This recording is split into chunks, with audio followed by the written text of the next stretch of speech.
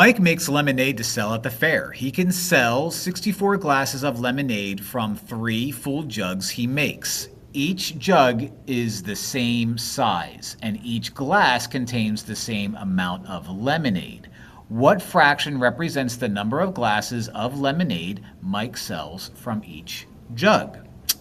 All right, well, we have a ratio, and what we have is we have 64 glasses, 3 full jugs. Now, the ratio of 64 glasses to 3 full jugs is going to be 64 over 3. And I think that's all we need to do. Glasses to jug, glasses to jugs. I mean, that was almost too friendly, but the answer is D. That's it.